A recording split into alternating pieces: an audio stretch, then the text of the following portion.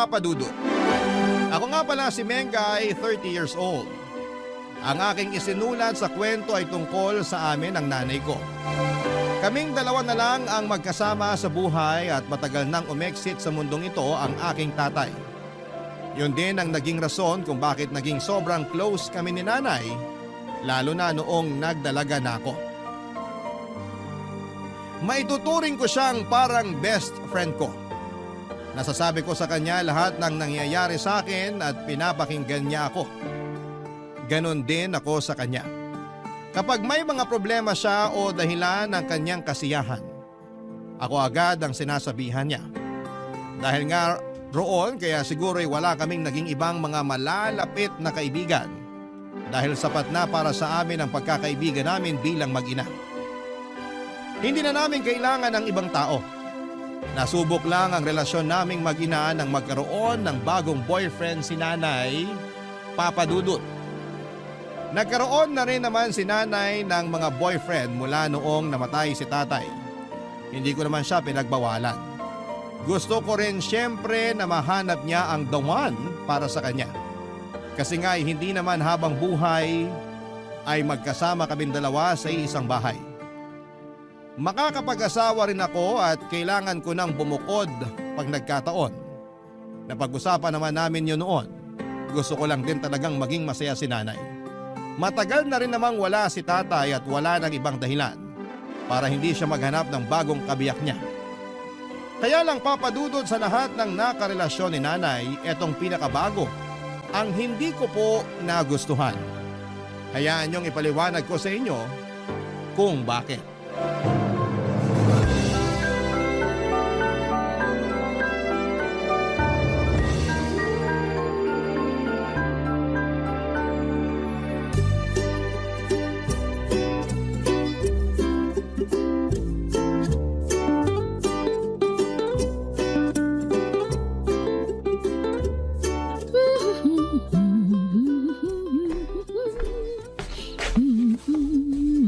Wow! Mukhang good mood si nanay ah. Ganda pa ng outfit oh. Saan ang punta? Sa Sabado pa. Nagtatry lang ako ng isusuot ko para ready na. Pang Gen Z ang outfit ha?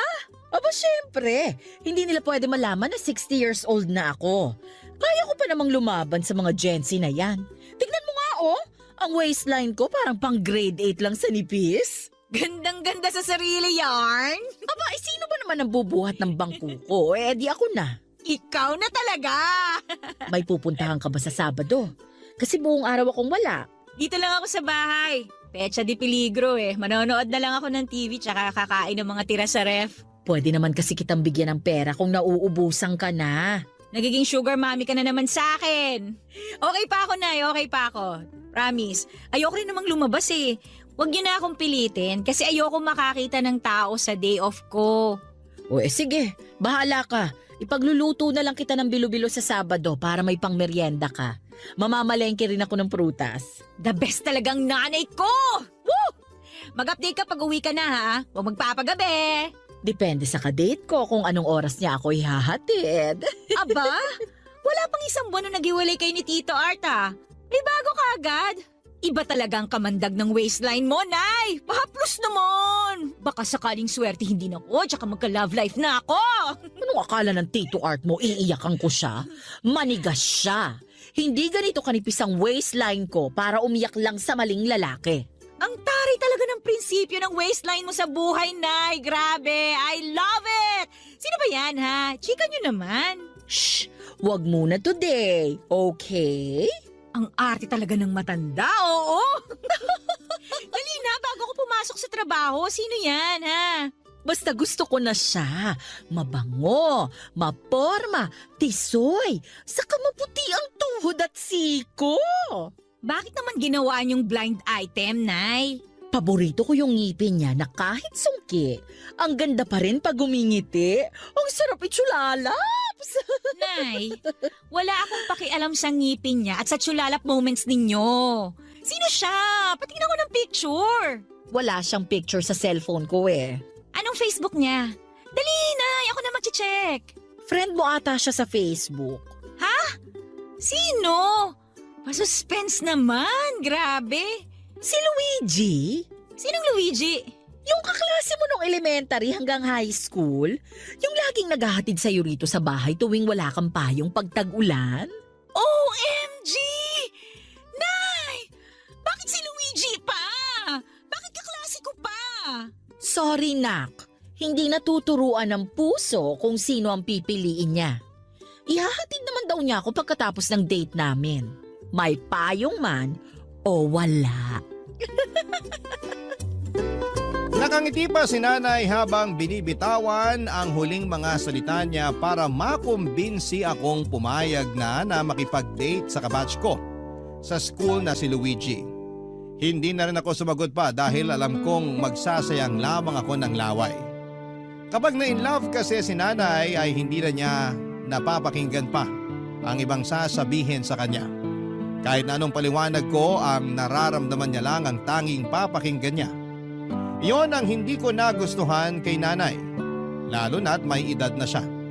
Wala nang ibang mas mahalaga sa kanya kundi ang mga gusto niya at magpapasaya sa kanya. Lagi niyang inilalaban na matanda na siya at malapit ng lumisan sa mundong ito kaya dapat niya lang gawin lahat ng makapagpapasaya sa kanya. Ano bang laban ko sa prinsipyo niyang yon, Papa Dudut? Mas lalo nga akong walang magiging sagot kapag ginamit na niya ang pagiging nanay niya sa akin. Nang umalis si nanay ay saka ako nagkaroon ng tsansa para balikan ang mga naalala ko tungkol kay Luigi. Matagal ko na siyang hindi nakita. Graduation pa namin noong high school yung huling beses na magkita kami. Inabutan niya ako ng garland na gawa sa tsokolate. Gawain ng nanay niya. Alam daw kasi niyang mabilis akong magutom tuwing nabubor ako. Kaya ang haba pa ng listahan ng mga estudyanteng gagraduate noon at sinabayan pa ng mga message mula sa mga guro at ibang mga politiko. Baka totoong inaantok na ako noon kung hindi ako inabutan ng makakain ni Luigi. Hindi ko makakalimutan yung moment na yon, sa totoo lang, Papa Dudut. Mabait naman si Luigi. Pero hindi ko lang tanggap na siya ang napisil ng nanay ko na gawing karelasyon. Kaedad ko lamang siya. Bakit naman mas bumaba ang age requirement ni nanay para sa mga jojowain niya? Hindi ko matanggap. Kaya muli ko siyang kinausap noong sumunod na araw para kumbinsihin na hindi sila pwede ni Luigi, Papa Dudut.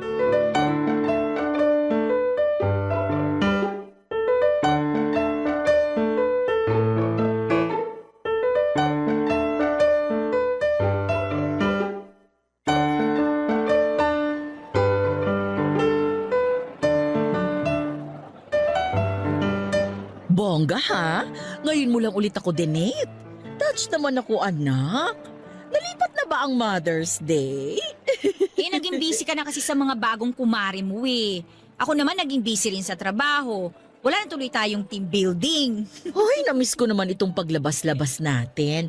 Namiss ko ang bonding natin. Sulitin na natin tong araw na to para makapag-banding tayo, Nay. Anong gusto mong pag-usapan?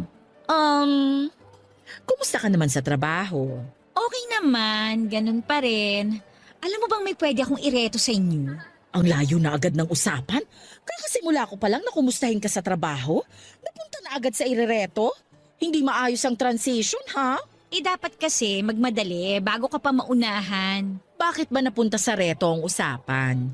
Alam mo namang hindi ko na kailangan yan dahil meron na akong Luigi Yung na... kapatid ng boss ko. Naku, Nay, biyudo yun. Mayaman. Gentleman pa.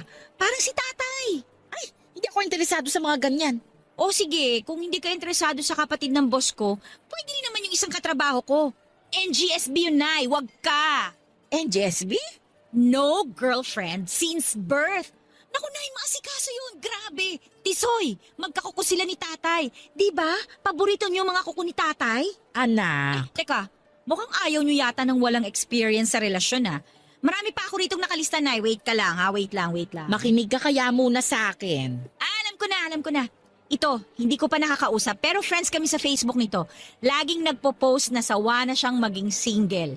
Sino yan? Uy, interesado siya. Prof ko nung college, Nay. Binata pa to. Kaedad mo lang siya, tsaka balita ko, malaki ang nakuha niyang retirement pay. Hindi ako interesado sa retirement pay. Pass. Kilalanin mo muna kasi bago ka mag-pass dyan. Hindi ko na sila kailangang kilalanin. Kasi kahit iharap mo ko sa kanila, isa lang ang gusto ko. O sino yung gusto mo? Yung byudo? Yung NGSB? O yung malaki ang retirement pay? Wala ni isa sa kanila. Marami pa akong pwedeng hanapin, Nay. Mabilis lang naman sa social media eh. May mga dating app din. Pwede kitang isali sa mga yon. Send ka lang sa akin ng picture mo, Nay, ha? Ako nang bahalang mag-match sa babagay sa'yo. Hindi ka naman marunong makinig. Wala akong interes sa mga yan. Si Luigi lang ang gusto ko. Okay na ako sa kanya. Eh, baka naman kasi nagsisettle ka lang sa kanya, Nay. Huwag ganun. Hindi mo deserve na magsettle lang. Ano bang nagsisettle lang? Naswertihan ko pa nga si Luigi. Hindi yun pagsisettle lang. Anak, alam ko mahirap tanggapin ang age difference namin ni Luigi. Siguro mahirap din para sa'yo na isipin na ginawa ko yung kabatch mo. Pero masaya na ako sa kanya eh. Promise. Hindi mo masasabing masaya ka na talaga sa kanya hanggat hindi ka pa sumusubok ng iba. Sumubok na ako ng iba noon. Alam mo yan. Hindi ba't wala namang tumagal? Walang pumantay sa tatay mo. Eh di wag ka na lang magjowa dahil wala namang papantay kay tatay sa puso mo, di ba? Wala naman talaga. Oo, ayun naman pala eh. So dapat single ka na forever, okay? Ayokong maging single forever. Kasi nahanap ko na yung lalaking kahit mismong tatay mo a-approve sa langit. Si Luigi yun. Anak, ngayon lang talaga ako nakaramdam ulit ng ganito. Maniwala ka. Ibigay mo na sa akin to. Eh, pero Nay. Anak, umuwi na lang tayo. Baka masira lang tong plano nating magandang bonding. Tara na. Alam kong nagpasensya lang si nanay sa akin noon, Papa Dudut. Ayaw niya lang makipagtalo sa akin. Napilitan na lamang akong umuo sa kanya at naglakad lamang kami saglit sa mall para maghanap ng mga kailangan namin sa bahay. Nilibre ko siya ng ice cream para mabawasan ang inis niya sa akin na hindi niya pinapahalata. Gumanda na rin ang mood ni nanay pagkatapos noon, lalo na noong nabili na namin lahat ng kailangan namin sa bahay. Habang nasa loob ng taxi ay hindi kami nag-iimikang dalawa. Nakatutok lamang siya sa kanyang cellphone. Alam kong kausap niya si Luigi noon at hinayaan ko na lamang siya. Wala na rin naman ako magagawa pa. Ako naman yung nasira ang mood noon pero hindi ko pinahalata. Naghanap ako ng matamis na makakain sa mga pinamili namin para umayos ang mood ko. Pero hanggang sa makababa kami ng taxi ay hindi nakatulong na pagandahin ng matamis na kinain ko ang mood ko. Hindi ko naman yon pinahalata kay nanay, Papa Dudut. Nagpaalam si nanay na magpapahinga na sa kwarto. Alam kong kahit papaano ay medyo may sama siya ng loob dahil sa pagpupumilit kong ireto siya sa ibang lalaki. Hinayaan ko siyang muli. Tumambay ako sa kusina habang pumapapak ng suha na binudbura ng asukal. Sinabayan ko yon ng nagyayelong tubig. Hawak ko ang cellphone ko at chinek ko, Papa Dudut, ang Facebook ni Luigi. Inesto ko siyang saglit. Maraming ganap sa buhay niya at mukhang asensado na siya sa larangang pinili niya. Mukha rin siyang masaya. Pinost na nga rin niya ang mga date nila ni nanay. Pumait na naman ang panlasa ko dahil doon. Muli kong binudbura ng asukal ang suha. Hindi yun nakatulong, sadyang mapait na ang panlasa ko dahil hindi ko matanggap kung bakit sa dinami-rami ng mabibingwit na isda ni nanay. Ang bangos na si Luigi pa ang nakuha niya. Pero ang nanay ko, sobrang kilig na kilig talaga sa kanya. Barangay Love Stories. Barangay Love Stories. 2 taon makalipas ang pagpanaw ni Tatay, Papa Dudut, ay nagkaroon po ako ng pagkakataon na makita ang mga bagong karelasyon ni nanay.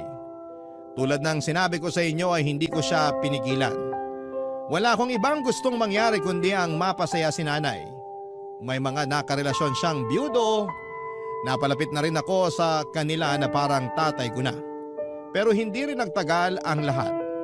Naisip ko na baka hindi pa kasi naka-move on ng totoo si nanay, kaya hindi ganon kalalim ang mga naging relasyon niya sa mga unang taon na single siya. Namahinga ang puso niya sa pakikipagrelasyon at nag-focus sa kanyang sarili. Nagsumba at nakipagmadyong sa kanyang mga nakilalang kumare at ilan naming kapitbahay. Mas naging masaya si nanay dahilan para lumitaw ang kagandahan niya. At dahil doon ay muli na naman siyang niligawan. May mga nanligaw at naging karelasyon siya na mas bata lang sa kanya nang hindi lalagpas ng 5 taon. Ayos lang ako roon, Papa Dudut. Lalo't mature naman sila at mas mukhang bata tignan si nanay kapag nakadikit sa mga yon. Hindi rin nagtagal ang mga relasyon na yon, Papa Dudut. Sinabi ni nanay na siguro'y hanggang doon lang talaga siya. Sabi niya baka kay tatay lang niya nahanap ang forever niya. Kinumbinsi ko siya at sinabing hindi pa lang niya nahahanap ang katapat niya. Yung lalaking papantay o baka humigit pa sa pagmamahal ni tatay. Hindi ako pinaniwalaan ni nanay at tila sinukuan na niya ang ideya ng pag-ibig. Nalungkot ako, Papa Dudut. Kaya nga laking tuwa ko nang makita ko siyang na-excite muli sa pakikipag-date pero agad ding nawala yon nang malaman kong kabatch at kaedad ko ang muling nagbukas ng puso niya. Mas lalong naging komplikado ang lahat nang makita ko siya sa kanyang kwarto at sinusukat pang muli ang wedding gown niya sa harapan ng salamin. Hindi ko sana siya pupunahin pero nakita ko kung paano siya ngumiti sa harapan ng salamin na akala mo'y ilang minuto na lang ay ikakasal na siya. At alam kong si Luigi ang nasa isipan niya ng mga oras na yon, Papa Dudut.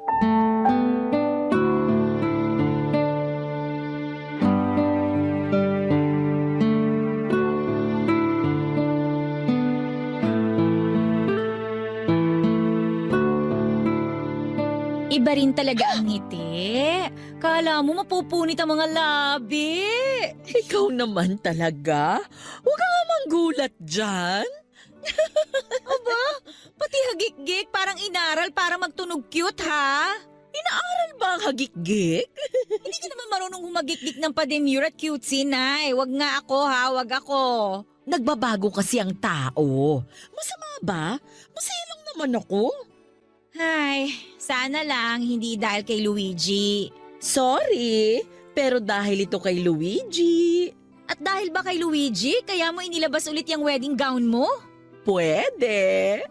Ay, awat na nga yung hagik-gik na yan, Nay. Para papunta na sa halinghingi. Nakakakilabot. Maging masaya ka na lang para sa akin. Bakit mo nilabas ulit yung wedding gown mo? Naalala ko lang bigla. Baby ka pa nung huli ko tong inilabas sa karton. Bakit mo nga inilabas ngayon? Baka kasi nangingitlog na yung mga ipis dito o pinamahaya na ng alikabok. Yung totoo. Alam mo ba? Pinag-ipunan to ng tatay mo na bilhin para sa akin. Nag-iisa lang to sa shop na kasya sa akin.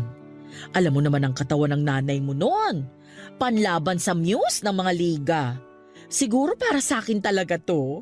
Hindi mo sinasagot yung tanong ko, Nay. Ilang patatas at carrots din ang masipag na binenta ng tatay mo, makaipon lang. Naaalala ko nga, medyo may lupa-lupa pa tong gown nung inabot niya sa akin. Paano ba naman kasi? Masyadong excited na iabot sa akin. Galing siya sa paghuhugot ng carrots at patatas sa lupa. Hindi ko makakalimutan yon. Talagang nililihis niyo yung usapan, no? Ano ba ulit yung tanong mo? Ay, pasensya ka na. Ang sarap lang kasing balikan ng alaala ng tatay mo at ng gown na ito. Paniguradong mabubura ang mga yan kapag nagplano ka na magpakasal sa iba. Paano mo naman nasabi? Iba kasi ang ngiti mo sa salamin eh.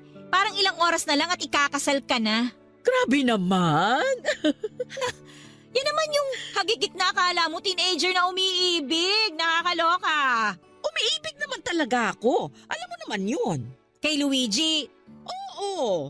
balak nyo na bang magpakasal? Kaya ba nilabas nyo yung gown na yan? OA ka naman, Mengay. Hindi pa nga niya ako inaaya. Pero kung ayain kayo, papayag ka. Oo naman. Hindi ako magsisinungaling sa'yo. Sa totoo lang, hindi naman talaga ang mga itlog ng ipis o alikabok ang dahilan kaya nilabas ko tong gown ko. Alam ko. Hindi ko nga alam kung bakit pati itlog ng ipis dinamay niyo eh. Anak, masaya lang ako. Ngayon ko lang inilabas ang gown ko kasi ngayon lang ulit akong nangarap na maisuot ito pagkatapos pumanaw ng tatay mo. At dahil nga kay Luigi. Oo, dahil sa kanya. Magkano kaya magpa-dry clean ng wedding gown, no? Muling binalik ni nanay ang pagkakatitig niya sa salamin habang nakapatong lang sa kanyang harapan ang kanyang wedding gown. Sabay naming sinipat ang bawat detalye ng gown, Papa Dudut, maski ako ay nagandahan sa gown na yon. May kalumaan ng style, oo, pero wala na kasing gumagawa ng gown na ganon ka detalyado. Bigla ko tuloy naisip kung paanong pinaghirapan ni tatay na bilhin yon. Nalungkot lang din ako dahil bigla kong na-miss si tatay. Mahiling magregalo ng damit si tatay. Noong graduation ko nga nung elementary ako ay siya pa ang nag-effort na pumunta ng Divisoria para makabili ng pinakamagandang bestida. Pinag-ipunan niya yon, Papa Dudut. Gusto niyang masigurado na ako ang pinakamaganda at mapapansin sa araw ng pagtatapos ko. Parang may kumurot sa puso ko, hindi ganong kadaling palitan ang pagmamahal ni tatay sa puso ko. Para hindi na ako masyadong malungkot ay sinikap kong ibahin ang usapan. Ikinahon ng muli ni nanay ang wedding gown at saka inaya akong lumabas ng kwarto para magmeryenda. Sa sala kami nag-usap. Nilabas niya ang suha at gumawa ng maiinom naming dalawa. Nagkwentuhan kami tungkol sa trabaho ko hanggang sa hindi ko na namalayan na nailiko na niya ang usapan tungkol kay Luigi. Gusto talaga niyang pag-usapan ang bago niyang boyfriend. Wala akong naging takas. Sinabi niyang dadalaw daw si Luigi para magbigay galang sa akin. Natawa na lamang ako sa isipan ko. Kung gusto niyang magbigay galang sa akin, edi sana hindi niya ginowa ang nanay ko. Makalipas nga ang ilang araw ay dumalaw nga si Luigi para formal na kausapin ako tungkol sa relasyon nila ni nanay. Pahirapang itago ang emosyon ko noon pero kailangan. Para kay nanay.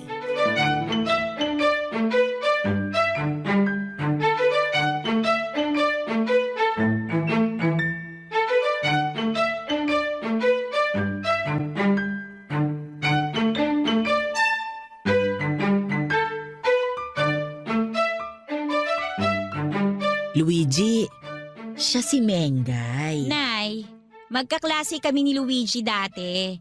Kahit middle name po niya at mga grade niya sa math, alam ko. Gusto ko lang namang maging formal ang lahat. Hello, Mengay. Ang tagal na nung huli tayo nagkita. Oo nga eh. Matagal-tagal na tayong hindi nagkita o kaya nagkausap man lang. Tapos gugulatin mo ko, jowa mo na pala nanay ko. Sa totoo lang, nagulat din naman ako. Hindi ko talaga alam na may in love ako sa nanay mo. Ako rin kaya. Sa ating tatlo, ako yung pinaka nagulat. Huwag na kayong makipagtalo ha. Ako ang panalo dito. Nagbibiro lang si Mengay ha. Huwag mong masyadong pansinin yan. Parang bagong hasa lagi ang dila niya ni ang talim. Huwag kang mag-alala, sanay na ako, baby. Ganyan din naman siya nung nag-aaral pa kami. Ilang teachers din namin ang pinaiyak niya. Thank you ha. Siguro hindi ko sinasadyang mapaglihian ng kutsilyo nung pinagbubuntis ko siya. Alam mo ba noon, kapag natutulog ako, kailangang may kutsilyong maliit lagi sa tabi ko. Ah, kaya pala matalas dila ni Mengay. Totoo? At matalas din ang paningin ko. Kitang-kita ko kung paano kayo maghawakan ng kamay sa ilalim ng throw pillow ha. Tigilan nyo nga yan. Kalas na, dali. Kadiri. Opo, Nay. Uy. Pasensya ka na ha. Physical touch kasi love language namin pareho ng nanay mo. Lo, hindi ba acts of service ang love language mo, Nay? Ano to, pabago-bago, depende sa magiging jowa? Acts of service din naman. Ang galing pa namang mang-service nitong si Luigi sa akin. Uy, baby, wag kang ganyan. Baka kung ano isipin ni Mengay sa service. Ay, sa totoo naman ah. Uy, bakit baby?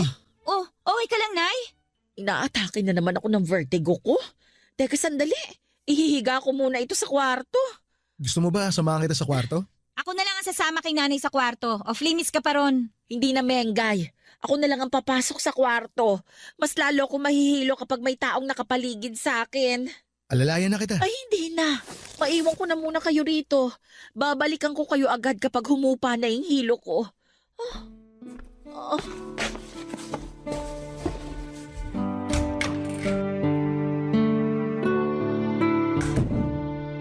Mana ka pala sa nanay mo, no? Paanong mana? Yung vertigo. Hindi ba nung nag-aaral pa tayo, inatake ka rin ng vertigo habang nagre-review tayo nun sa library? Para dun sa science quiz bee natin? Naalala mo pa talaga yun, ha? Sino bang makakalimot dun? Ay, Bakit? nakalimutan mo na? Hindi ko na nga masyadong maalala yun eh. Kapag inaatake ako ng vertigo, hindi ko na maalala yung mga sumunod na nangyari. So hindi mo maalala na napaibabaw ka sa akin dala ng hilo? Tapos, aksidente mo akong nahalikan sa labi. Pagbagsak mo. Nanlaki ang mga mata ko hindi lang dahil sa sinabi ni Luigi kundi dahil bigla kong naalala yung eksaktong nangyari na yon. Nasa library kami at nagre-review. Kaming dalawa lang noon dahil nakimiting ang librarian namin sa ibang mga guro. Pinagkatiwala sa amin ang library dahil maliit lang naman yon at tiyahin ni Luigi ang librarian. Nang tumayo ako para ibalik ang libro sa bookshelf ay bigla akong inatake ng vertigo. Nahalata kagad ni Luigi yon kaya nagmadali siyang harapin ako. Hindi naging maayos ang balanse ko at nabuwal ako sa kanya. Hindi yon napaghandaan ni Luigi kaya na out of balance siya at natumba. Sabay kaming bumagsak sa sahig na naging dahilan para mapaibabaw ako sa kanya at mahalikan ng hindi sinasadya ang mga labi niya. Parang eksena sa isang pelikula ang datingan. Hindi na lang yon sineryoso ni Luigi dahil mas inalala nito ang kalagayan ko. Binuhat niya ako papunta sa klinik para masiguradong maayos ako. Hindi niya ako iniwan hanggat hindi sinasabi ng nurse na maayos na ako. Nakahiga lang ako noon sa klinik at doon na lamang pinagpatuloy ni Luigi ang pagre-review habang pasaglit-saglit na kinukumusta ang pakiramdam ko. Sadyang maalalahanin si Luigi, iyon ang napansin ko sa kanya noon. Sa tuwing nakatutok ang kanyang mga mata sa librong binabasa niya, yun naman ang pagkakataon ko para matitigan siya. At sa unang pagkakataon ay napansin kong gwapo pala siya. Mas mahaba pa ang pilik mata niya kesa sa akin. Makinis ang mukha niya, papadudot. Kahit tagaktak na ng pawis, gwapo siya talaga. At sa unang pagkakataon ay nakaramdam ako ng pagkabog ng puso ko. Hindi dahil sa vertigo ko, kundi dahil nagkagusto ko kay Luigi. Hindi niya yon nalaman. Hindi ko naman binalak na sabihin pa. Barangay Love Stories. Barangay Love Stories. Siguro parte ng pagkontra ko sa relasyon ni Nanay at Luigi yung hindi ko pagkakaroon ng tsansa kay Luigi nung nag-aaral pa lamang kaming dalawa. Kaibigan lang talaga ang naging turing niya sa akin at hindi ako natuwa doon. Lagi ko siyang nakakasama sa mga quiz bee at school projects. Lagi po kami magkasama sa isang section. Magkasama tuwing recess, pero bakit hindi niya ako napansin? Doon nga ata nagmula ang insecurity ko dahil hindi niya ako magawang tignan bilang isang babae na pwedeng ligawan o makrushan man lang. Nagpupulbos naman ako. Mabango naman ako. Lagi naman akong nakangiti sa kanya at hindi ako nagpakita ng kagaspangan ng ugali. Pero bakit hindi niya ako makita? Lagi niya akong hinahatid sa bahay tuwing magkasabay kaming pauwi, lalo na tuwing wala akong dalang payong tuwing maulan. Tinutokso na nga kami madalas ng mga kaklase namin pero deadma siya. Iba pa rin ang nagawa. Pinili niya na ligawan. Naligaw siya sa mas matandang mga estudyante kesa sa kanya. Hindi ko nga rin alam kung paano niya napasagot ang mga itinuturing kong ate sa school. At bakit yon ang nililigawan niya at hindi na lamang ako na mas bata lang sa kanya ng ilang buwan. Lagi nga rin akong tinutokso ng mga kaibigan ko kung bakit hindi pa ako gumawa ng paraan para ligawan ako ni Luigi. Kung alam lang nila na halos lahat ay ginawa ko na para mapalapit sa kanya pero wala pa rin. Hanggang sa isang araw ay sinukuan ko na lamang ang feelings ko para sa kanya. Mula noon ay natakot na akong mapalapit sa mga lalaking nagugustuhan ko dahil natatakot akong hindi magustuhan pabalik. Na-trauma nga siguro ako ng slight nang mangyari sa amin ang mga ganon, Papa Dudut. Hanggang sa kasalukuyan ay baon ko pa rin ang trauma at insecurity na yon, lalo kapag nakaharap ako sa salamin at pinagmamasdan ang bawat mali sa itsura ko.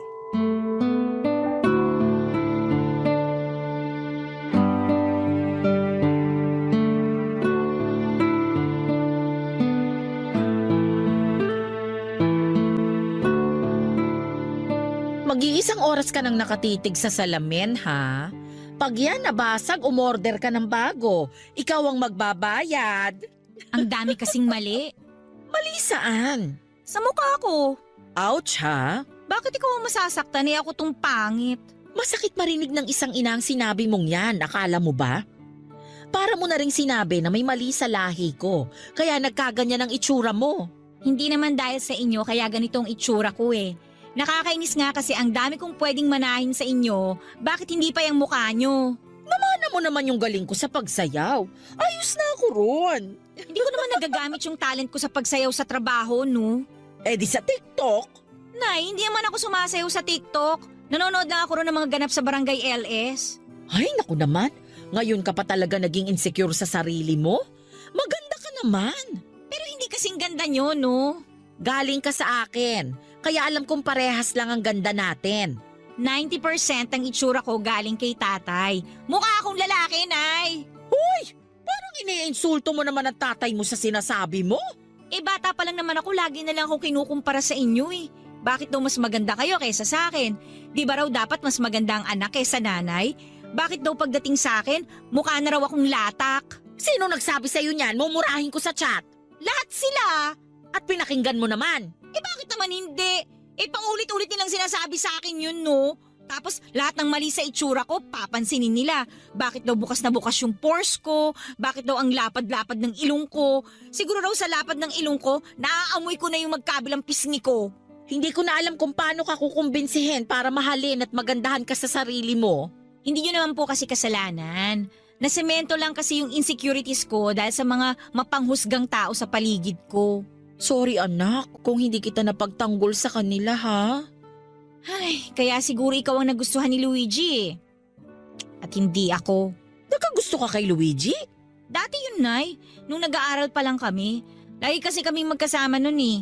Tsaka siya lang yung mabait sa akin. Siya lang yung hindi nanlalait sa itsura ko. Mabait talaga si Luigi, ano? Hindi ka galit na nagkagusto ako sa kanya dati? Ay hindi! Bata ka pa naman nun. Normal lang yun. Kilala mo naman ang nanay mo. Mas open-minded pa kesa sa mga nagne-networking. Thank you, Nay, ha? Thank you rin kasi pinilit mong tanggapin ang relasyon namin ni Luigi ngayon. Eh, basta hindi ka niya sasaktan. Ayos na ako dun. Nangako siyang hindi. Subukan lang niya talaga kung di mumurahin ko siya sa chat. Linya ko yan ha. Mag-ina talaga tayo. Halika na muna sa kusina. Ipagbabalat kita ng suha at pinya para mabawasan ang pamamanas ng ilong mo. Nay naman eh! Joke lang.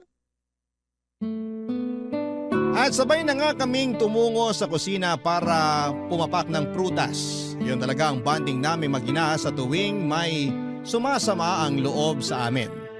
Nakagagaan siguro ng loob ang tamis ng prutas. Nakakawala ng pait ng loob. Lumuwag din ang pakiramdam ko nang sa wakas ay naamin ko na kay nanay na minsan ay nagkagusto ko kay Luigi. Siya lang ang tanging nakaalam noon. Kahit nga mga kaklase at kaibigan ko noon ay hindi nagawang sabihin ang tungkol doon. Kaya siguro nagtanim ako ng sama ng loob kay Luigi dahil hindi ko nagawang iproseso ng maayos ang feelings ko para sa kanya ng mga panahon na yon. Nang sa wakas ay nagawa ko na yung tanggapin at aminin ay nawala na ng kusa ang galit sa puso ko.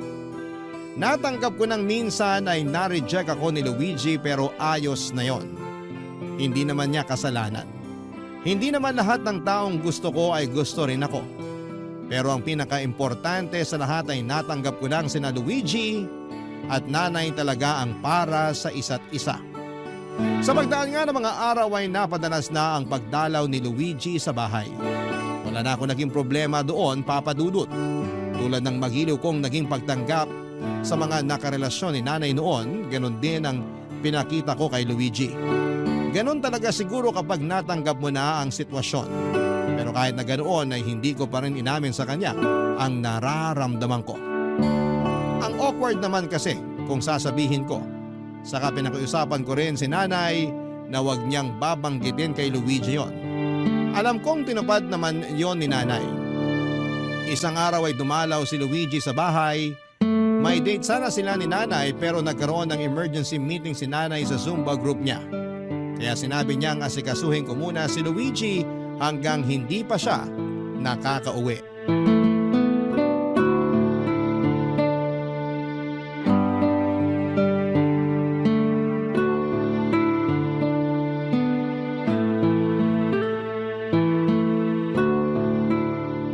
Anong oras kaya makakabalik nanay mo? Wait mo na lang text niya sa'yo. Magsasabi naman yun. Ikaw naman, masyado kang clingy sa baby mo ha. Sabado kasi ngayon. Naisip ko lang baka mahirapan kaming makahanap ng sasakyan. Pauwi na yon. Kung sakaling wala kayong masakyan, dito na lang kayo sa bahay mag-date. Tipid pa, di ba? Iwas traffic. Kaso, third wheel ka. Hindi ako magiging third wheel sa inyo, no? Magkukulong lang din naman ako sa kwarto ko at manonood ng paborito kong K-drama. Bakit kasi ayaw mo pang mag-boyfriend? Para hindi sa mga opa sa K-drama ka kinikilig. Kung hindi rin naman itsurang opa ang mabibingwit ko, kahit maging matandang dalaga na lang ako. Hindi ko naman iniisip na magiging matandang dalaga ka. Nagulat nga ako nung sinabi ng nanay mo na hindi ka pa raw nagkakaroon ng boyfriend eh. Si nanay talaga, likas ang pagiging marites. Sa ganda mong yan, nakakapagtaka naman kasi talaga. Hindi ako maganda, no? Isang malaking kasinungalingan yan. Hoy, hindi ako nagsisinungaling. Alam mo yan, nung nag-aaral pa nga tayo, di ba ako yung lagi nagno-nominate sa'yo para maging muse sa klase natin? Di ba ginagawa mo lang naman yun para asarin ako? Ha? Hindi ah. Kailan pa ako ng asar? Minominate kita kasi naniniwala ako sa ganda mo. Pero wala namang bumoto sa akin noon. No ka ba? Ako, binoto kita. Nangawit na nakakataas kamay ko nun eh. Ikaw lang. Talo talaga ako kung ikaw lang, no? Ang importante, may naniwalang maganda ka. Kalokohan. Alam mo, yan ang kahinaan mo. Hindi mo makita yung ganda mo. Nagtataka nga ako sa iyo eh, kung bakit kailangan mo pang pahiran lagi ng pulbo yung mukha mo. Kasi pinaghihang mukha ko sa mantika. Tsaka yung humor mo, nakakatulong sa ganda mo. Gumaganda ka lalo kasi nakakatawa ka. Oo nga, no? Lagi nga pala kitang napapatawa nung nag-aaral pa tayo. Ikaw nga lang nakakapagpatawa sa akin dati. Yung mga naging girlfriend mo noon, di ka ba nila napatawa? Ano yun, landi-landi lang? Haplusan lang, ganun? Nadali mo. Wala kang kahit isang naging girlfriend doon na napatawa ka? Di nga, seryoso ba? Ikaw sana, kaso… Anong ako sana? Hala, ayan na. Napaamin tuloy ako nang wala sa oras. Paano nga ako? Ay, total matagal na rin naman na yun. Sige, aaminin ko na. Nagkagusto ako sa'yo noon. Kaso parang lagi nababahag buntot ko eh tuwing susubukan kong umamin sa'yo. Nagkagusto ka sa akin? Oo, ikaw ang consistent crush ko nung elementary at high school tayo. Kaso parang hindi mo naman ako type nun. Paano mo naman nasabi? Lahat kasi ng mga lalaki na lumalapit sa'yo nun sinusupladahan mo. Inisip ko tuloy na galit ka sa mga lalaki. Pero hindi ka naman kasali sa sinupladahan ko noon ah. Yun nga eh, sa loob-loob ko, ang swerte ko. Kaya naisip ko na baka kaya hindi mo ako sinusupladahan kasi kaibigan ang turing mo sa akin. Mali ang na-pick up ng radar mo. Mali? Nagkagusto ako sa'yo noon. Kaya lang iba naman yung ginujowa mo eh. Puro yung mga ate sa school natin. Ang gaganda tsaka ang sikat pa ha. Ano bang labang ko sa mga yun? Naisip ko nga baka mahilig ka talaga sa mas matanda sa'yo eh. Mas lalo lang akong tumiklop. Siguro may mommy issues ka, no? Uy, wala ah. Niligawan ko yung mga yon kasi nga sila lang naman yung nagpakita sa akin ng interest dati. Kaya para makalimutan kita, sila na lang yung pinansin ko. Bakit? Bakit hindi mo sinubukan? Lagi naman tayo magkasama, di ba? Flag ceremony, recess, quiz bee, tsaka uwian. Tayo, di ba? Tayo lagi yung magkasama. Bakit hindi ka nagtanong? Sa totoo lang, hindi ko rin alam eh. Tulad nga ng sabi ko sa'yo kanina, laging nababahag yung buntot ko. Pero mahalaga pa ba yun? Nakaraan na yun eh. Oo nga, tama ka. Nakaraan na yun. Tapos na yun. Kayo na ni nanay. Masaya na kayo. Ay, pero anong klaseng saya kaya no kung tayo? Napatitig at napanganga ako sa huling sinabi ni Luigi. Pati ako ay napatanong. Paano nga kaya papadudot kung kami? Bigla ako nakaramdam ng hilo pero hindi dala ng vertigo kundi dahil sa halo-halong emosyon. Napasandal ako sa sofa at napatingin sa kisame habang pilit na hinahabol ang mga nangyari. Alam kong nakatitig lang sa akin noon si Luigi at hindi ko magawang ibaling ang tingin ko sa kanya sa takot na muling lumakas ang nararamdaman ko para sa kanya. Para akong bumalik bilang kaklase ni Luigi, bilang teenager na lihim na nagkagusto sa kanya. Binalikan ko saglit ang mga naging ala-ala ko noong mga panahong pinipigilan ko pa ang nararamdaman ko para sa kanya. Halos maiyak ako't lalo't parang natuwa ang batang Mengay dahil sa wakas, ang pinapangarap kong Luigi noon ay nagkagusto naman pala sa akin. Aksidente akong napangiti at nahuli yon ni Luigi. Napatawa ito dahilan para mapatingin ako sa kanya. At doon nagsimulang magtitigan ang aming mga mata. Naglapit ang aming mga muka at nagdikit ang aming mga labi. Hindi na kami nakapagpigil, Papa Dudut. Parang sabay naming binalikan ang aming kabataan. At sinulit namin ang pagkakataon na yon. Naghalikan at nagyakapan hanggang sa pareho kaming hindi nakapagpigil na hubaran ng bawat isa. May nangyari sa amin. Nang matapos kami ay sakto namang dumating si nanay nang walang kamalay-malay sa nangyari. Hindi kami makatingin ng diretso kay nanay, Papa Dudut. Nagpanggap akong may pupuntahan lang para makaiwas sa kanila. Alam kong sinundan ako ng tingin ni Luigi palabas ng pintuan, Papa Dudut. Pagkatapos noon ay nakatanggap ako ng text mula kay Luigi. Mag-usap daw kami dahil parang nalito na siya sa nararamdaman niya. Para raw bumalik ang pagmamahal niya sa akin at napaiyak na lamang ako dahil parehas kami ng nararamdaman at hindi ko alam kung paano yon ipoproseso. Sa tingin po ninyo, ano ba ang dapat kong gawin? Sana'y magawa ninyo akong tulungan, isa akong masugid na tagapakinig ng Barangay LS, lalo na ng Barangay Love Stories. At hangad kong makarating sa inyo ang kwentong ito at umaasa ako na sana'y matulungan po ninyo ako sa sitwasyon na pinasok ko. Maging ng inyong mga tagapakinig. Salamat po sa lahat. Ako po ang inyong kabarangay forever, Mengay. Dear Papa Dudut, hindi ako relihiyosong tao pero paborito kong Bible verse ang sinasaad ng Kawikaan chapter 19 verse 14. Tungkol po ito sa pag-aasawa. Ayon dito, bahay at mga kayamanan ay minamana sa magulang. Ngunit ang mabait na asawa ay galing sa Diyos. Minsan ko yung narinig nang naimbitahan akong umattend sa isang church service taong 2019. Doon ko nakilala si Ryla na kapwa ko first timer sa simbahang yon. Pero hindi na naulit ang pagkikita namin dahil sa pandemic. Noong December 2021 ay para bang kusa kaming pinagtagpo ng kapalaran. Nagkita kami sa isang bookstore sa mall sa Mandaluyong. Nakamask pa ang mga tao noon dahil pandemic pa, pero unti-unti nang nasasanay. Doon nagsimula ang constant communication namin hanggang sa niligawan ko siya. Matapos nga ang 2 buwan ay sinagot niya ako, Papa Dudut. Tawagin niyo na lamang ako sa pangalang Tuti. 31 years old at isang web developer. Pero bago ko napunta sa posisyon kong ito, Ilang taon din akong namasukan bilang katukatulong ng tiyo ko sa tindahan niya ng mga karne sa palengke ng Araneta, Cubao. Wala rin kasing anak ang tiyuhin ko kaya malaking pabor talaga na tinutulungan ko siya sa kanyang business. Pero sinabi ko sa kanya na gusto ko namang sumubok ng ibang trabaho. Bagay na sinang-ayunan niya. Mahusay kasi ako sa computer at gusto ko sanang gamitin yon sa larangan na may kinalaman dito. Nagsimula ang job hunting ko taong August 2022 at kasama ko na noon si Ryla dahil magka-live-in na kami. Kaya lang ay hindi naging madali ang paghahanap ko ng trabaho dahil nagka-problema ako, Papa Dudut.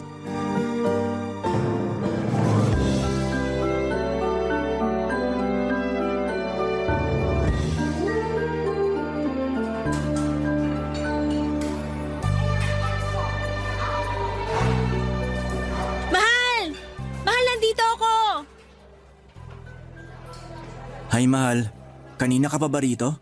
Mga 10 minutes siguro. Upo ka na, dali. Sige. Nung nalaman ko kasi na tinuloy mo yung pagpunta sa interview mo, nagmadali talaga akong puntahan ka rito sa malapit para abangan ka. O ano, kamusta interview? Ayun, ligwak. Ha? Anong ligwak? Hindi ako pasado kasi wala raw silang matinong sagot na nakuha sa akin. Pwede ba yun? Baka sila ang hindi matino magtanong. Matino naman yung mga tanong nila. Ako talaga yung may problema. Kasi parang umurong yung dila ko nung ini-interview na ako. Sakto, mainipin pa naman yung HR manager nila. Kitang-kita ko yung pagsasalubong ng kilay niya habang nakikipagtitigan sa akin at hinihintay ang sagot ko. Bakit? Kinabahan ka ba? Medyo. Nakalimutan ko yung pinanaktis natin, mahal. Para akong natuod sa pagkakaupo ko. Ang naririnig ko lang nung time na yon ay yung malakas na kabog ng puso ko. Ganyan din naman ako nung unang beses akong interviewin sa trabaho eh. Ayun, di rin ako nakapasa. Sabi nila sa evaluation ko, hindi raw ganun yung klase ng empleyado na hinahanap nila. Dapat daw attentive at may kumpiyansa sa sarili. Eh saan ko naman uhugutin yun? First time ko nga lang mag-apply, di ba? Pero hindi ko naman na first time. Pangatlong job interview ko na to pero lagi pa rin akong ligwak. Nagkataon lang siguro yun, mahal. Ewan ko. Parang nawawala na ako ng pag-asa na matatanggap ako sa in-applyan kong trabaho. Wag naman. Naniniwala pa rin ako na matatanggap ka. Pero hanggang kailan ko ba dapat subukan? Hanggang matanggap ka. Dapat lalo ka magpursige. Alam ko na pursigido ka naman. Pero habang wala pang tumatanggap sa'yo, wag kang sumuko. Magpatuloy ka lang. Thanks, mahal. Oh, bakit malungkot ka pa rin? Nahihiya na kasi ako sa'yo. At bakit ka naman nahihiya sa akin? Kasi grabe yung suporta mo sa akin. Pinapractice mo ako sa pagsagot ng interview. Tapos kapag wala kang pasok sa trabaho sinasamahan mo pa ako o di kaya inaantay pagkatapos ng interview ko. Katulad ngayon pero Pero ano? Pero laging bad news yung sinasabi ko sa'yo. Ayoko lang makita na malungkot ka mula sa pagiging excited na malaman kung anong result ng interview ko. Wala namang kaso yun. Normal na reaksyon yun kasi umasa tayo na matatanggap ka. Pero hindi ibig sabihin mawawala na tayo ng pag-asa. Alam mo, nakikita ko sa'yo na determinado ka. Masipag ka rin at matyaga. Siguro sa ngayon, pinanghihinaan ka lang ng loob dahil nga sa nangyari kanina sa job interview mo. Pero wag mong hayaan na kainin ka ng pagkabigo mong yun. May kasabihan nga na try and try until you succeed. Hindi ba try and try until you die? Sira, hindi ka pwedeng mamatay. Kailangan mo munang matanggap sa trabaho. Joke lang. Pero thank you talaga kasi ang comforting na mga sinabi mo. Narealize ko tuloy na tama ka. Dapat subukan ko pa rin. At wag ako basta-basta sumuko.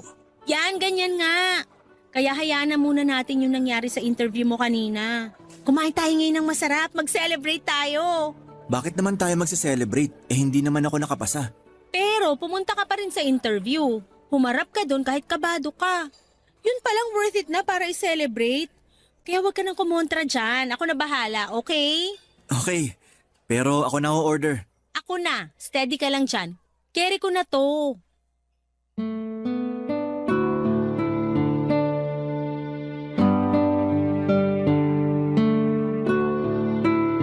Papa Dudut, naging kami ni Ryla noong February 2022. Siya ang first girlfriend ko at yon ang unang pinakamasayang Pasko ng buhay ko kasama siya.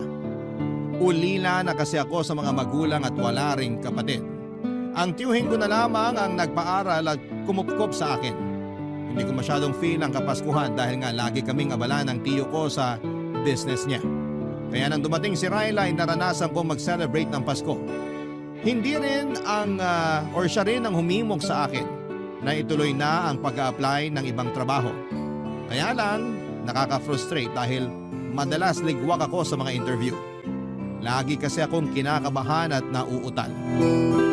Pero malaki ang pasasalamat ko kay Ryla dahil hindi niya ako sinukuan kahit na sinukuan ko na ang sarili ko. Nagpatulong or napakatulong ang mga sinasabi niya para ma-relax ako at talaga namang pumapanatag sa akin ang mga yon. Bukod doon ay gustong-gusto ko rin ang pagiging optimistic niya.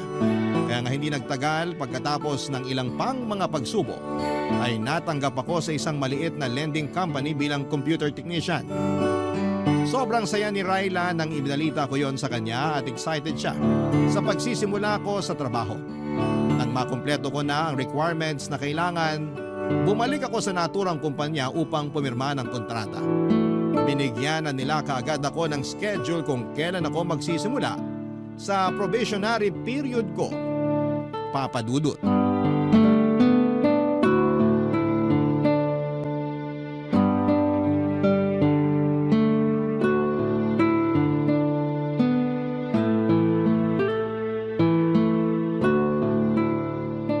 Ito, pinagluto kita ng lunch. Baka mamaya walang kantin dun o kaya malayo mga bilihan ng pagkain. Thank you, mahal. Nag-abala ka pa talaga. Aba, mag-aabala talaga ako kasi unang araw mo sa trabaho ngayon. Excited ka na ba? Oo, pero kabado rin ako. Bakit ka naman kinakabahan? Kasi ngayon pa lang ako magtatrabaho sa isang kumpanya. Kayang-kaya mo yan. Magaling ka naman makisama eh. May mga suki ka na nga sa tindahan ng tsuhin mo. Di ba nakwento mo na hinahanap-hanap ka nila pag bumibili sila ng karne? Oo, pero iba pa rin yung environment dun sa papasukan ko. Sigurado, iba-iba rin ugali ng mga katrabaho ko. Alam mo, hindi mo naman responsibilidad na makuha loob ng lahat ng katrabaho mo eh. Kasi pumasok ka doon para magtrabaho, hindi para i-please yung ibang tao. Sa bagay, may punto ka. Ganyan din kasi ko nung unang araw ko sa trabaho noon. Parang lahat gusto kong kaibiganin. Bida-bida ba? Akala ko kasi kailangan yun para magtagal ako sa trabaho o gumanda yung tingin nila sa akin. May iba naman akong nakaklose. May iba na ayaw sa akin kahit wala naman akong ginagawang masama. Tapos, narealize ko na lang na oo nga pala. Hindi ako nag-apply dun para makipagkaibigan. Ayos lang naman na pakisamahan ko sila pero ayoko na uli umabot sa punto na sobra akong invested sa mga buhay-buhay nila. Doon kasi nagsisimula yung chismis.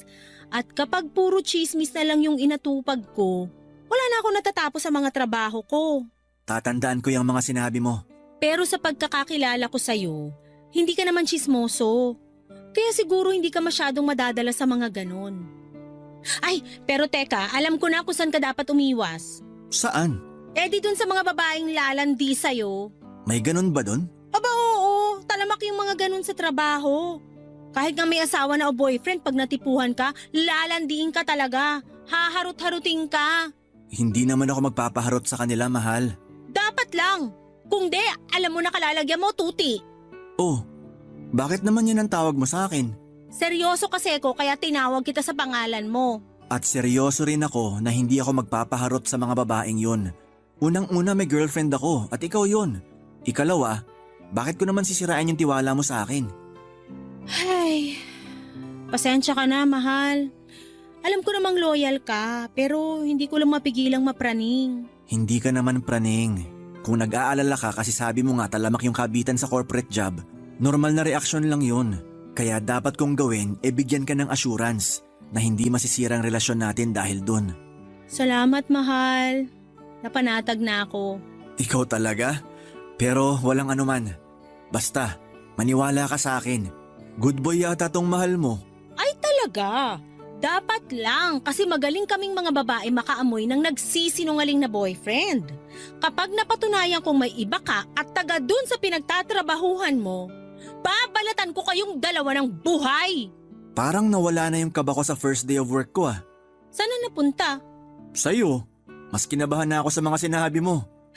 Hoy, eto naman. Biro lang. Pero feeling ko, masyado ako nagpadala sa emosyon ko. Di bale, kiss na lang kita para makabawi. Gusto ko yan. Dalawa ah. Para good luck kiss na rin. Grabe siya! Humirit pa talaga, pero sige na nga. Dalawa na kung dalawa.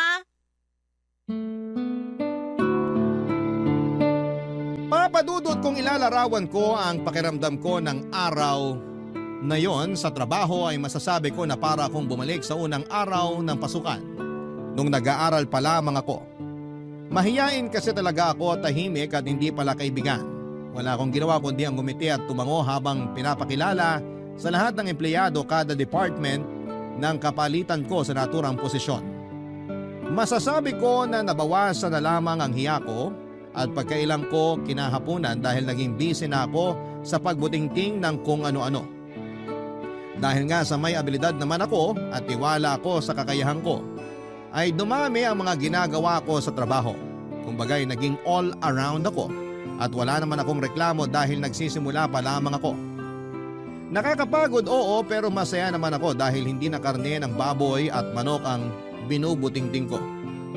Hindi naman po sa ingrato ako, sobrang nagpapasalamat ako sa tiyuhin ko dahil kinupkop at pinag-aral niya ako.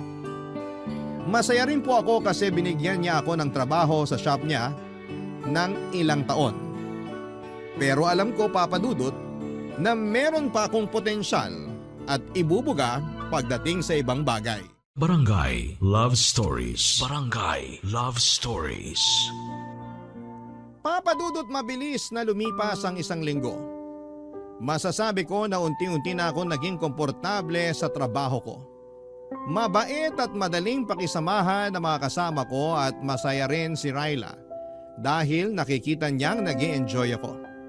Isang araw ay nagulat ako nang inassign ako bilang driver ni Crisel, assistant ng boss namin. Nagawol kasi ang company driver namin at dahil may lisensya naman ako at kakayahan na magmaneho ay pinakiusapan ako ng management na humalili muna na maging driver.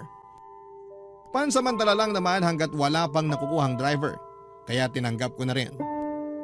Ang gagawin ko ay ihahatid at susunduin ang boss namin at si Crisel tuwing may mga meeting sila sa labas. Malaking bagay yon dahil napaka-traffic sa Metro Manila at sobrang hassle rin kung magkukommute sila. Pero may mga pagkakataon na si Crisel lang ang madalas kong hinahatid at sinusundo papunta sa mga meeting niya sa labas bilang proxy ng boss namin. Busy kasing tao yon at malaki naman ang tiwala niya kay Crisel bilang assistant. Kaya nga madalas na kami lang dalawa ang magkasama. Bagay na hindi ko naman binigyan ng mali siya noong una, papadudot.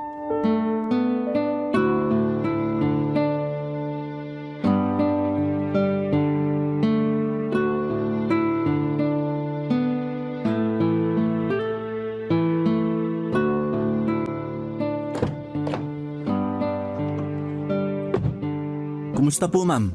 Okay naman, maayos yung kausap ko. Mukhang matutuloy yung partnership na gustong mangyari ni boss. Eh di kung ganon, congratulations in advance na po. Salamat. Pero maaga pa para mag-celebrate. Ganon na rin po yun. Balita ko, marami-rami na rin daw kayo na i-close na deal.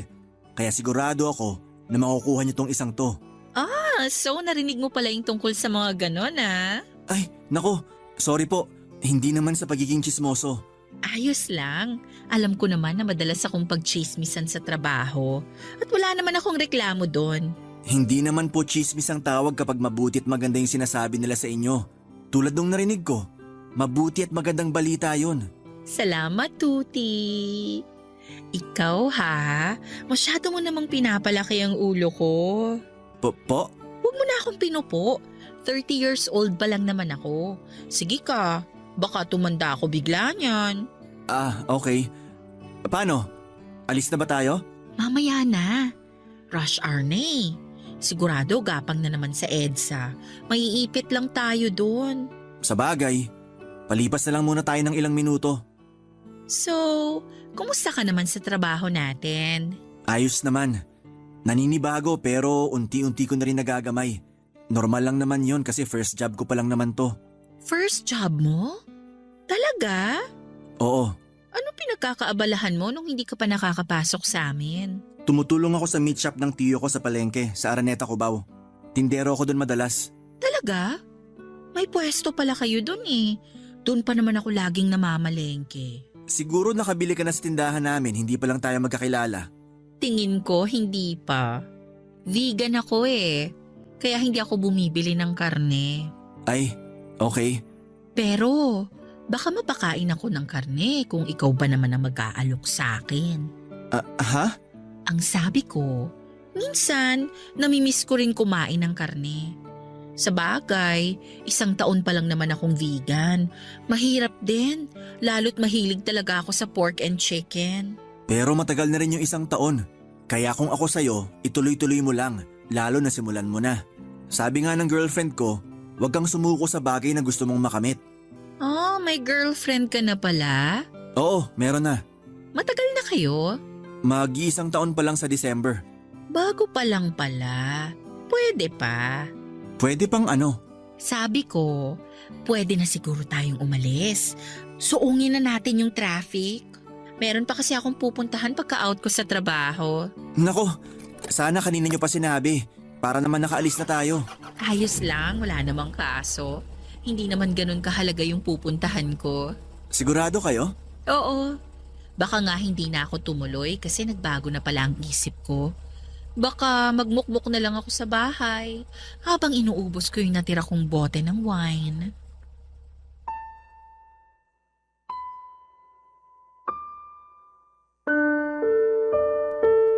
Papadudot dumalas ng dumalas ang pasimpleng hirit ni Crisel sa akin.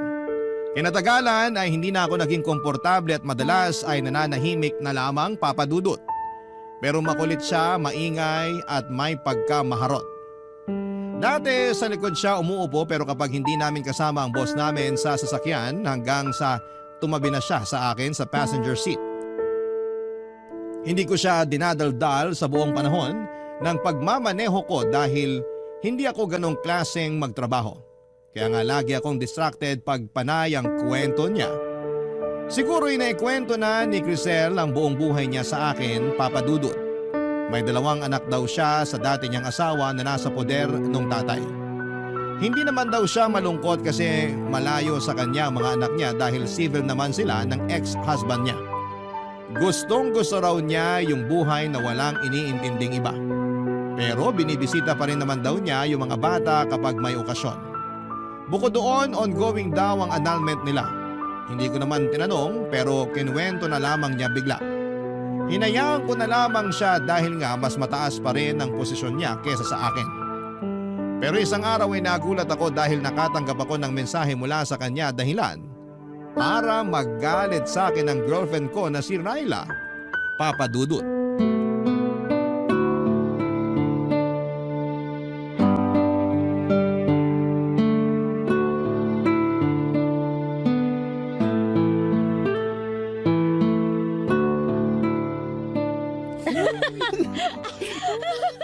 Bakit naman eh? Tama na sabi, nakikiliti na ako. Yan kasi, nandaya ka sa game natin. Tapos ayaw mo pang aminin kaya dapat kang parusahan. Gusto ko namang maparusahan mo. Pero hindi naman yung ganito na mamamatay na ako sa kakatawa. Kinakabag na ako tsaka sakit na lang pang ako. Nako, parang alam ko na ibig sabihin ng ngiti mong yan, mahal. Aba dapat lang. Hindi lahat ng gusto ko kailangan sabihin ko. Dapat ramdam mo na yon. Uy, may nag-text sa'yo. Sino raw? Basahin mo nga. Unknown number eh. Ang sabi. Aray ko naman, mahal. Bakit ka ba namamalo? Dapat nga sikpain ko pa mukha mo eh. Sino to nag-text sa'yo? Bakit ganito mag-text to? Ha? Tingin nga. Ayan, basahin mo. Ang sabi, I love you daw. Sino yan? Hindi ko kilala to, mahal. Kilala mo to. Imposibleng random Baka na wrong send lang. Teka, tatawagan ko nga para pagsabihan.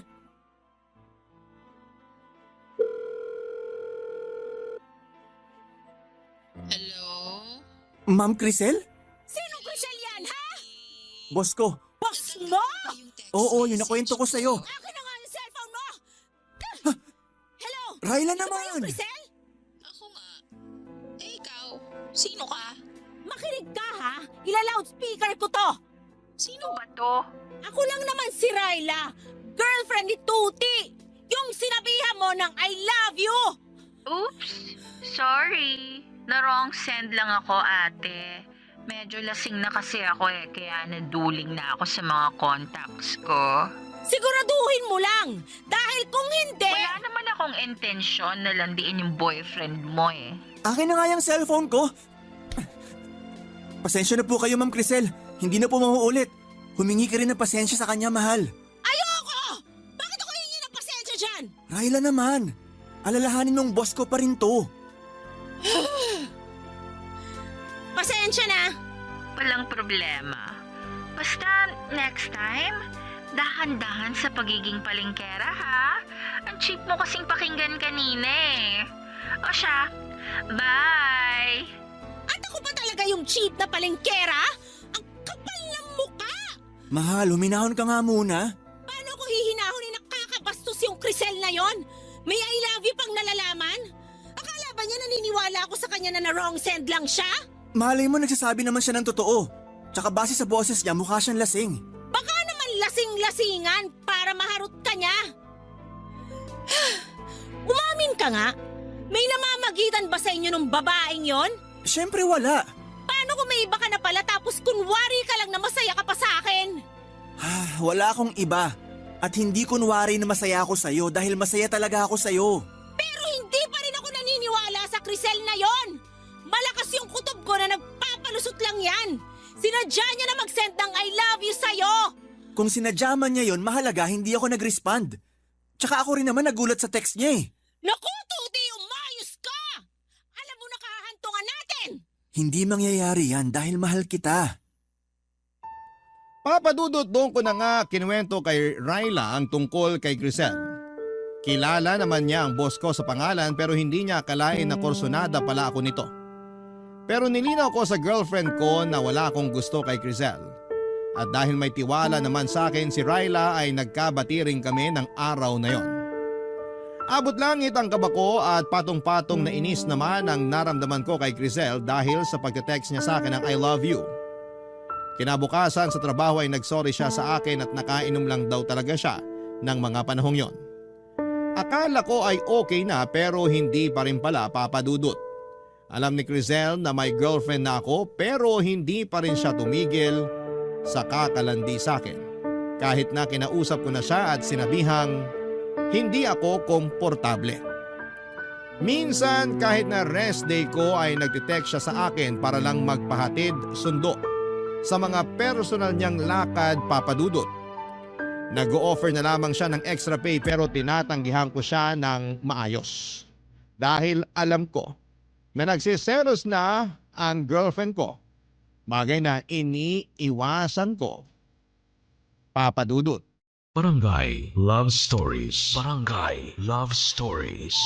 Papadudot dahil sa pagtanggi ko kay Crisel na ihatid sundo siya tuwing rest day ko, ay hindi naging maganda ang imahe ko na nakarating sa boss namin. Nang mga panahong yon ay kakaisang buwan ko pa lamang sa trabaho. Hindi pa ako nare-regular at natatakot ako na baka makaapekto ang mga pinaparating niyang negatibong komento tungkol sa akin sa boss namin kapag lumabas ang evaluation ko. Bukod doon ay laging pinagmamalaki ni Crisel na marami siyang kilalang abogado kaya wala raw akong laban sa kanya sakaling magreklamo ako. Kaklose din niya ang karamihan sa mga katrabaho namin at kampi ang mga ito sa kanya.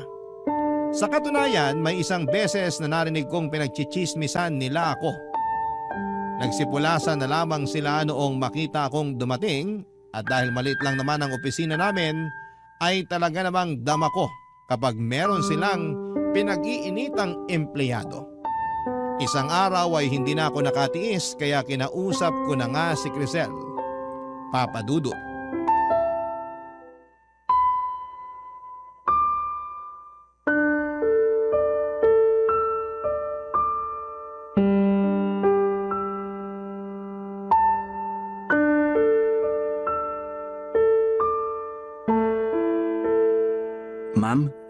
Pwede ko po ba kayong makausap? Marami akong ginagawa eh. Tungkol saan ba yan? Hindi na kasi ako komportable na laging bukang bibig ng mga tao rito sa kumpanya. Kung pagchismisan nila ako, akala mo nakagawa ko ng masama. Nako, maling tao ang kinakausap mo, Tuti. Dapat ilapit mo yung concern mo sa HR, hindi sa akin.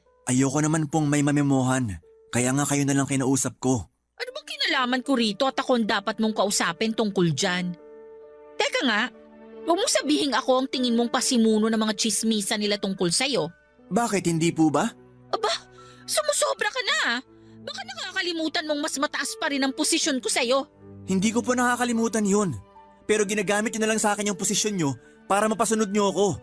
At nung hindi nyo ako nakuha, siniraan nyo ako sa mga katrabaho natin dito. At kahit nasa boss natin, kung ano-ano pa rin yung sinasabi nyo. O ngayon, alam mo na kung anong kaya kong gawin. Mali ka talaga ng binangga. Matagal na akong nagtatrabaho rito.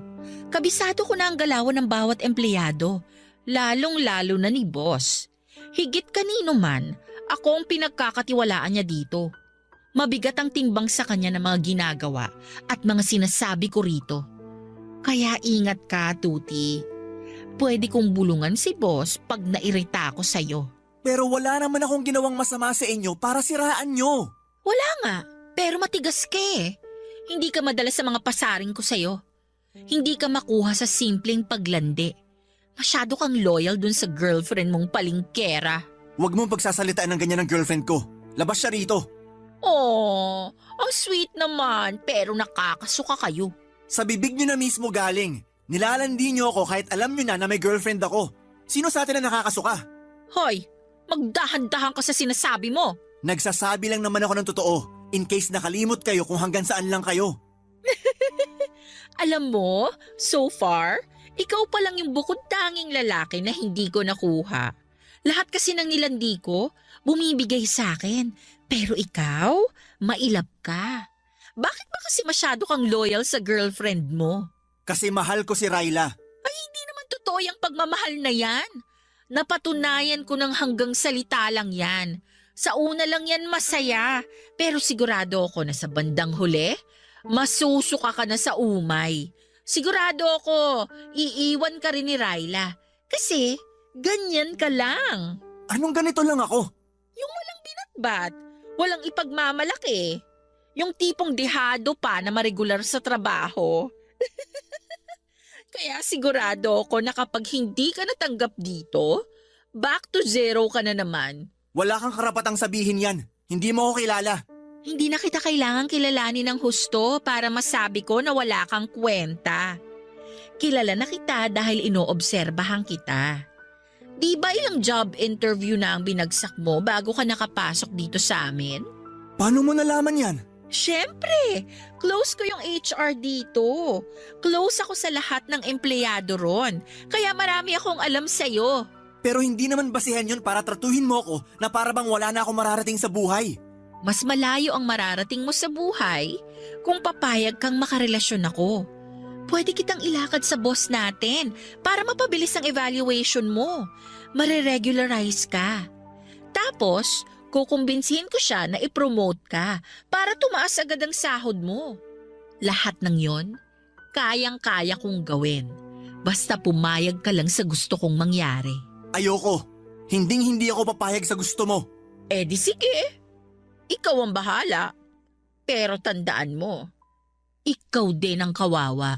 Minsan kasi, dalasan mo rin yung paggamit dyan sa utak mo.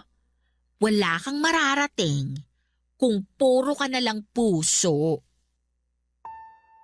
Papadudot ang mabuting intensyon ko na kausapin ng maayos si Crisel at ipaliwanag ang nararamdaman ko tungkol sa buong sitwasyon namin ay minasama niya. Hindi ako natuwa sa nangyari pero mas may ikinagalit pa ako. Yon ay ang matapos niyang totohanin ang sinabi niyang mas sisiraan ako. Hindi lang sa boss namin kundi sa lahat ng kapwa namin empleyado sa kumpanya. Ang sama-sama ng loob ko noon kay Crisel at kahit na ayaw kong magpaapekto ay hindi ko pa rin naiwasan.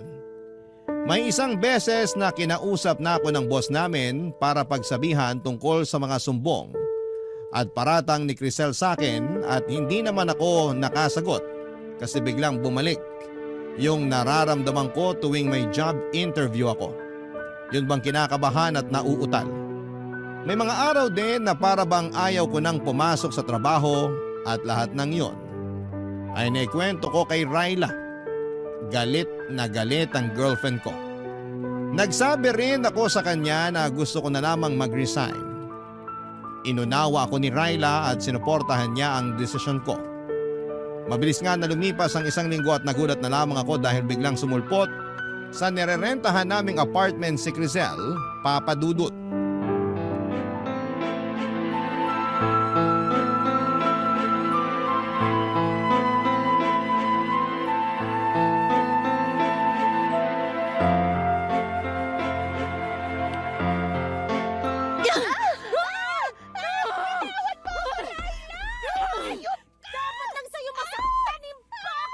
Tama na yan, Ryla. Tigilan mo na yan. Bakit mo ba ako inaawat? Hindi pa ako tapos sa babaeng yan! Ayoko lang magkasakitan kayo. Magkakasakitan talaga kami kasi ang kapal ng mukha niya pumunta rito! Mas makapal ang mukha mo! Anong sinabi mo? Mahal naman. Nakakabuisit! Ano ba kasing ginagawa niyan dito? Bakit ka ba kasi pumunta dito sa apartment namin, Crisel? Tsaka paano mo nahanap tong address namin? Eh di tinanong ko sa HR, tanga! Hoy! Bawal yung ginawa mo! Wala ka nang pakialam doon! Bubunutin ko talaga lahat ng buhok mo sa anit eh! Mahal, huminahan ka nga muna. Hindi mo pa sinasagot yung tanong ko. Bakit ka pumunta rito? Gusto ko lang talagang humingi ng sorry sa'yo. Kasi kung hindi dahil sa akin, hindi ka magre-resign sa trabaho. Hindi ko naman sinasadya na siraan ka sa boss natin at sa iba pang empleyado. Sorry na, Tuti. At sa palagay mo, may magagawa pa yung sorry mo? Hindi ikaw ang kinakausap ko kaya manahimik ka. Paano kung sabihin kong ayoko? May magagawa ka ba? Ay, kahit kailan talaga wala kang class. Ang ingay mo? Ikaw ang walang class! Malandi ka! Ano sabi mo? Sandali, okay? Hindi tayo magkakaintindihan kung ganyan kayo eh. Ikaw, Crisel, kung yun lang naman pala pinunta mo rito, nag-abala ka pa talaga. Nakukonsensya kasi ako. Hindi ako pinapatulog sa gabi tuwing naaalala ko yung nangyari. Kaya nga sinabi ko sa sarili ko na gusto kitang makita para naman makahinga ako ng tawad sa'yo ng personal. Okay na yon.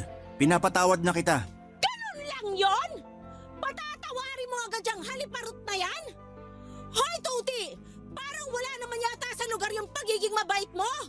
Sa kanya na mismo nang galing, siniraan kanya sa boss nyo at sa lahat ng tao sa trabaho, kaya ka na pag-initan! Oo nga. Pero para matapos ng lahat at umalis na si Crisel dito, sige, handa naman akong patawarin siya. Ewan ko sa'yo! Para naman nagtatanga-tangahan ka! Makakaalis ka na, Crisel. Huwag ka na rin magpapakita sa amin. Teka lang, sandali! Ano mo bang kailangan mo? Pinatawad ka na ng boyfriend ko! Umalis ka na dito! Teka, madaling-madali ka naman na umalis ako. Aalukin ko pa nga si Tuti na bumalik sa amin para magtrabaho. At bakit naman niya gagawin yon? Para maging personal driver mo? Tapos magpapahatid sundot ka? Ryla, huwag ka naman magsalita ng ganyan. Ang kapal kasi ng mukha niyang babaeng yan eh! Sige na kasi. Umayag ka na, Tuti. Sorry. Pero ayoko na ulit bumalik sa kumpanya na yon. Kaya makakaalis ka na.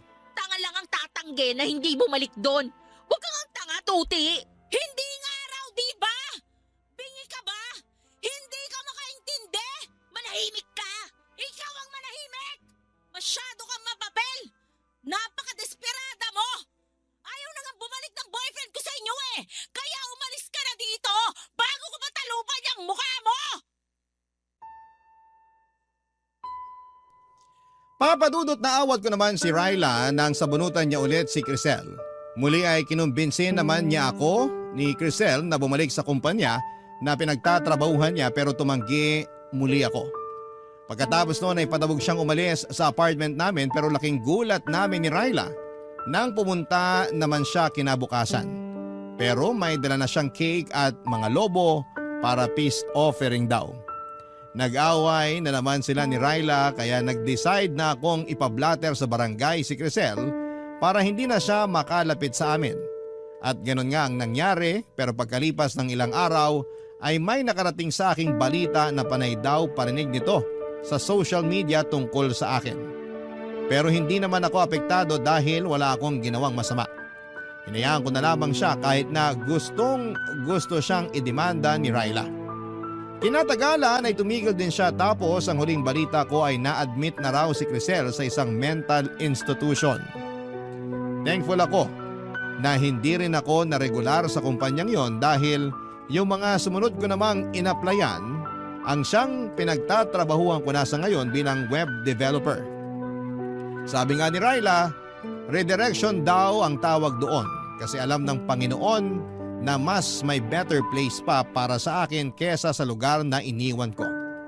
Kaya nga payo ko sa mga kabarangay natin ay huwag matakot sumubok at huwag din kaagad sumuko. Mabalik tayo doon sa paborito kong Bible verse na tungkol sa pag-aasawa. Yun kasi ang bukang bibig sa akin ni Ryla matapos niyang mag-yes sa wedding proposal ko sa kanya nitong Valentine's Day ng 2024. Sinabi niya sa akin na nahanap na raw niya ang kanyang Kawikaan 19 verse 14 sa katauhan ko. At sa susunod nga na taon ay plano na naming magpakasal ng babaeng pinakamamahal ko na walang iba kundi si Ryla. Hanggang dito na lamang po ang sulat ko, Papa Dudut, at maraming salamat po sakaling mapili po ninyong i-ere sa programa ninyong Barangay Love Stories. God bless po and more power sa inyong istasyon. Ang inyong forever kapuso at ka-barangay, Tuti.